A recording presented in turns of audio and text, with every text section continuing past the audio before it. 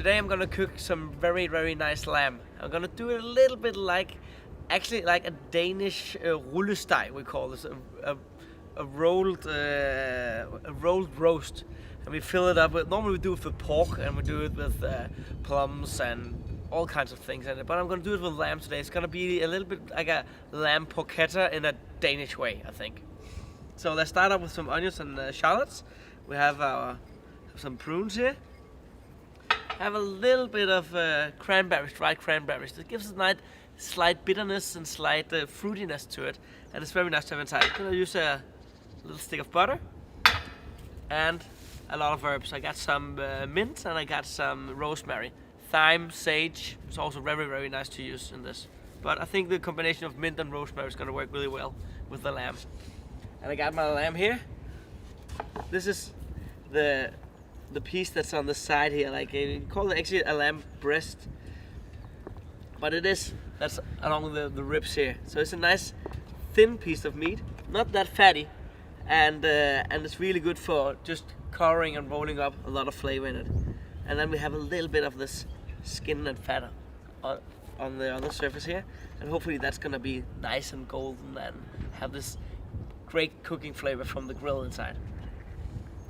So we're gonna start up actually before chopping up a lot of stuff. Oh, stay, my friend. I'm just gonna start off seasoning the meat. So some salt and pepper. And this we're gonna do on both sides.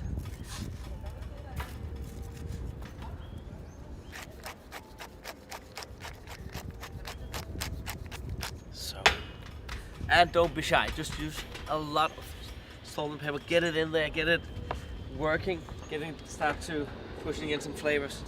And then let's do the filling. So, and now the police are here, I think.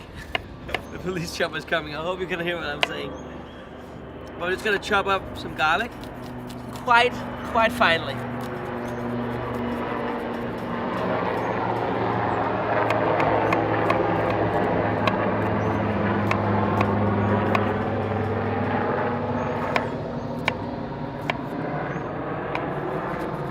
It is Copenhagen, like crime capital of Europe. Oh, I don't think so.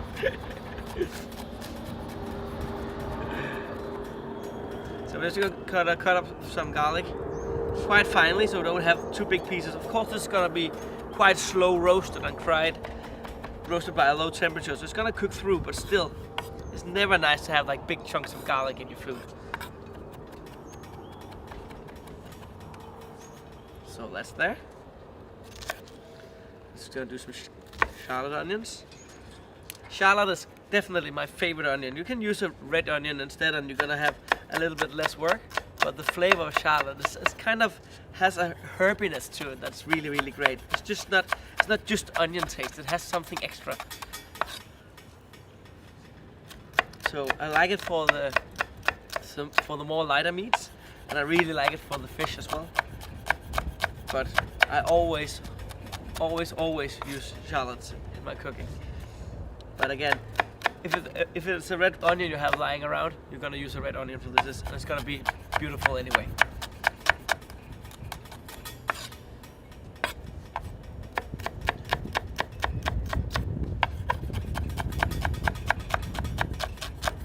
So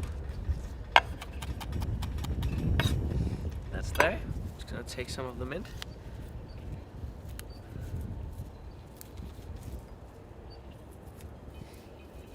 And some of the rosemary, and chop that up as well. So we're gonna have a mix of sweet, floral, perfumic, sour, bitter, umami tastes inside the lamb, hopefully working the meat from the inside. And that should also give us like the whole palate. I think it's extremely important when you're cooking, also cooking for fun. The first thing you have to think about and actually work with this, using all the getting all the 5 taste buds in your mouth activated. So you got the sour, the bitterness, the sweetness, the umami and the saltiness going on. if all this is activated in a meal, we get happy in our heads. That's just, I think that's maybe because that's why Danish people are so happy. We eat we get all the areas in our mind activated just by eating. Maybe also because that's why we're a little bit big.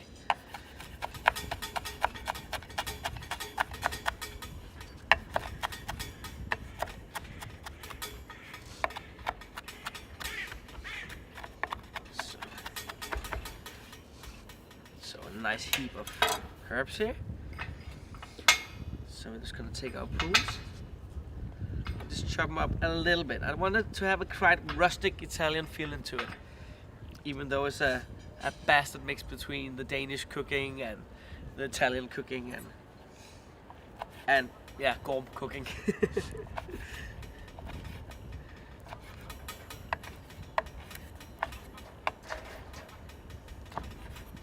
Of course, the prunes are gonna give it a lot of sweetness and a lot of like yumminess to it, I think.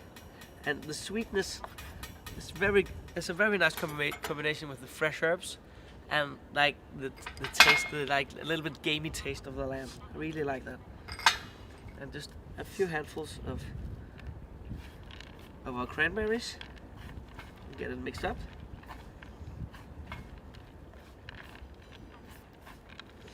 So, and I use this stuffing for a lot of kinds of meats. I use it again, as I said, for pork. It's very nice as well. But also stuffing a chicken breast with it is really, really nice as well. So let's get this going on. Just be sure that you have the outside with the skin and a little bit of fat layer on the outside. So we're just gonna turn around. This is the inside. This is the closest thing to the ribs. And this is where we're gonna put our filling. Just gonna take a little bit of salt and pepper here as well. So look at this. You're definitely gonna be sure when this is cooked through and all the flavors are going out to the meat, it's gonna be awesome. Got our nice filling here. I'm just gonna give it a little bit of butter. And it's a little bit because it a little bit depends on how the texture of your meat is, how the texture of the lamb breast is. Because you can get some that is pretty lean, and then a little bit of butter is just gonna make it more lush. And you can get some cuttings that are more fatty, and maybe you don't need that little butter inside. But I think this is a pretty lean meat. There's not a lot of fat on it, so I'm gonna just do a little butter to have this butter braising going on inside the lamb. So let's close it up and roll it up. And you're allowed to just use a little bit of muscle here to get it nice and firm. Of course, we're gonna roll it up with a string also, but just get a nice starting point with a nice firm roast. So a lot of chefs and butchers, they have all these fancy techniques to binding up their roasts with knots, and they can do like almost artwork with string. But I'm more fast. I like to say I'm a fast cooking chef, but I'm also maybe a little bit of a lazy chef. So I'm just doing the easy way out here. I'm just doing a noose that I can tighten in the beginning here, like that. And then we're just gonna wrap it around and tightening every time we wrap it, but not doing any knots, not doing any fancy bondage thing here. We're just gonna go in and under and tighten. This is the fast way of doing it. I learned that other technique with all the knots and the fine way of doing it, but I quickly forgot it when I found out this was just as good and way faster. And it's also faster to get it off the roast again in the end.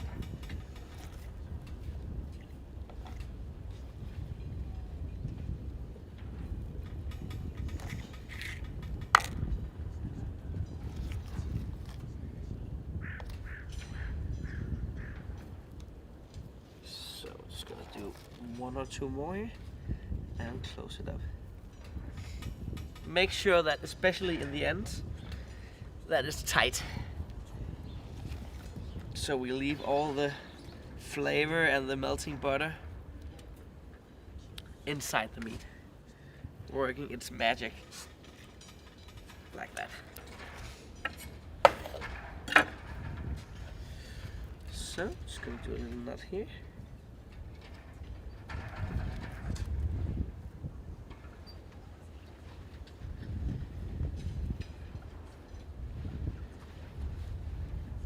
Yeah. So we want to cook this on not traditionally grilling, not with the charcoal underneath. We want to do it in our rack holder, so we get indirect heat. And that's the way to go about it when we're slow cooking. So get it up in the rack holder, and I should have done a proper big lamb here, or a big roast is just inviting me to do big pieces of meat, but slow roasting. I'm getting this nice coloration and this barbecue taste, this barbecue feeling inside the meat. But this is gonna be so great. So I placed charcoal in the two charcoal holders here, so I don't have anything in the middle when I'm gonna place my rack holder.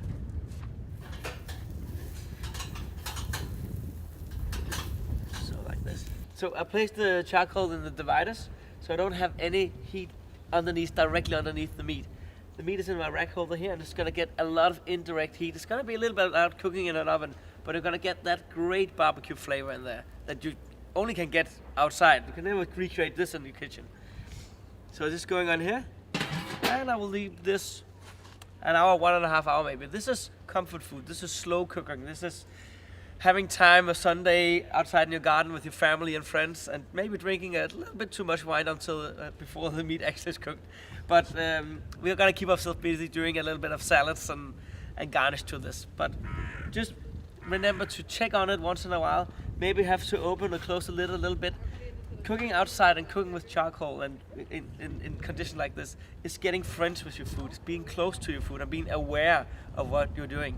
For me, it's meditational, and this is about taking care of the meal you're doing for your loved ones. So I think I'm gonna start it with a half open and see how it goes from there. So my lamb has been cooking slow roasting for 1.5 hours approximately now. So I'm just gonna check. I've been checking it thoroughly all the time and been adjusting the heat, but it should be just around where I want it now. Look at this. This is just so beautiful. As I told you, I was aiming for the feeling of a lamb porchetta, like this Italian pork roast actually, with the crispy skins, and this just has that feeling to it. And it can almost taste, I think, through the camera, the love that's just in this dish here. Cooking stuff like this is just being good to your family. That's how it is. So this has just turned out so lovely. So don't try this at home. This is the chef fingers. They don't feel any pain anymore. from the shoulder down, there's no feeling left. So that went really beautiful. And with my little kale slaw, with my chilies, for me this is just, I just need a lump of nicely toasted bread, that's it, and an ice cold beer of a glass of nice red wine. This is fantastic, easy, fast cooking food for me, and yeah, can nothing else but be happy about this. Oh, just listen to that, crunchy. Wow. Yeah, I enjoy cooking this, and you will too, so just get started, eh?